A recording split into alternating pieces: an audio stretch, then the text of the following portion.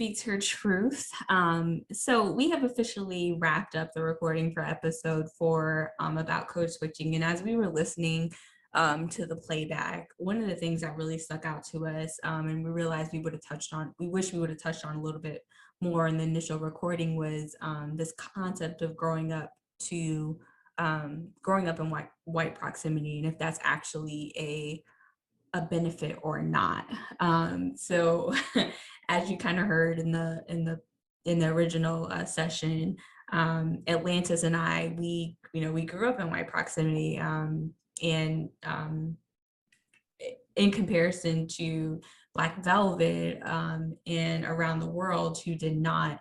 And as I was thinking about our experiences, one of the people who came to mind for me was Oprah. So if you don't know, Oprah never ever went to integrated school, and she talks about that often as being a privilege for her, because she never had the never she says that she never felt that pressure of like not being enough, right? Growing up in predominantly white schools with white teachers, and having to feel below. And as we all know, right, like Oprah is one of the richest women in the world, right? And so it's just, so one of the things that we wanted to highlight, it was like, we talked about on the podcast about like how growing up in proximity to whiteness could be a privilege. But I just think as we were listening back to the playlist, the playlist, listen to me, y'all, the recording, it just also became incredibly clear to us that, growing up not in proximity to whiteness is also a privilege, and might be, for Black women, the privilege, and maybe we've been thinking about it wrong. So anybody else want to chime in there?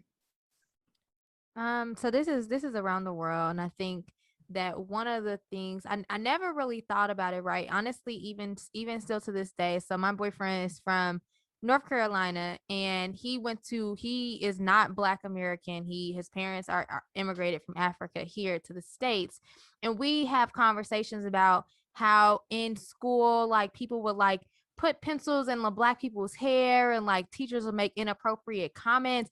And I am just flabbergasted, like absolutely flabbergasted, because where I was from, like, everybody was Black for real. So granted, I wouldn't say I had the privilege of like being from like a PG County, Maryland or Atlanta, where my dentist, my doctor, well, technically my dentist was Black, but my doctor wasn't Black, things like that. But as far as what I was around from literally first grade up until eighth grade, which I think are some of the kind of the formative years, all the teachers that I had were Black. Everybody, I was in the spelling bee.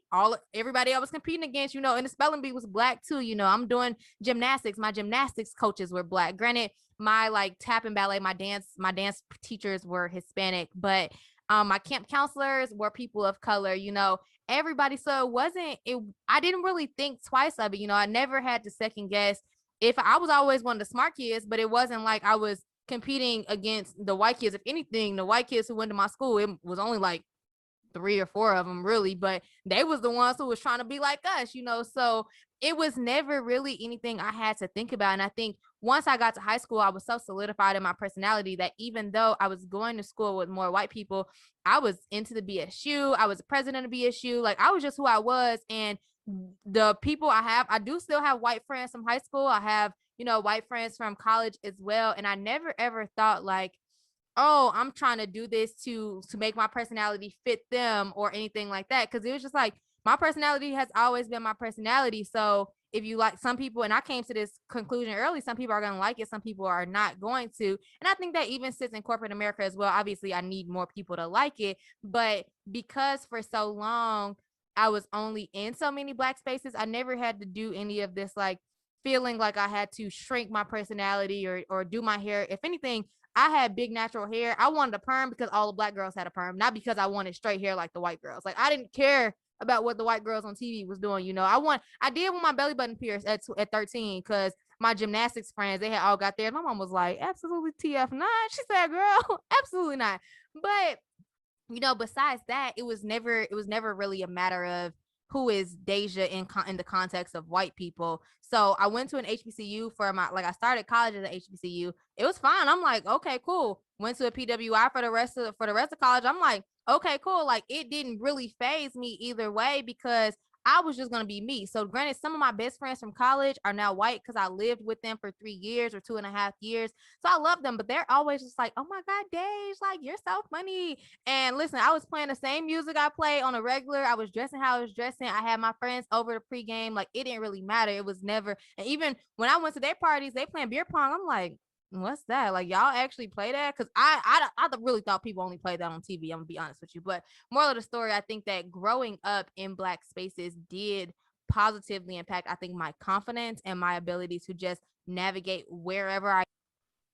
Beautiful. Let me tell you something. My son is only growing up in Black spaces. Fuck it. Period. Similar to around the world, I had the same experience, but when I initially came here, it was around like all white people. So when I came up and I was the private school I went to when I was up here in Orlando, it was like predominantly Black. And then my mom sent me to public school starting in 6th grade. And conversely, I had it was different for me because I already spent most of my elementary years around white folks. I sounded white when I spoke. So now that I'm really immersed and surrounded by Black people, I was like, I don't sound Black enough.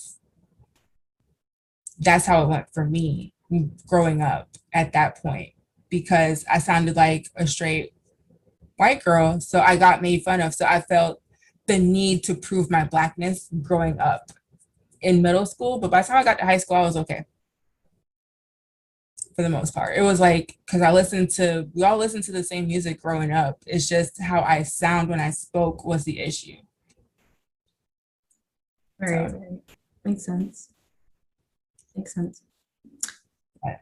All right, y'all. So that was just a little tidbit. We wanted to touch on that a little bit more. We feel like we wish we would have hit that point a little bit harder in the podcast itself. So hopefully you enjoyed this clip.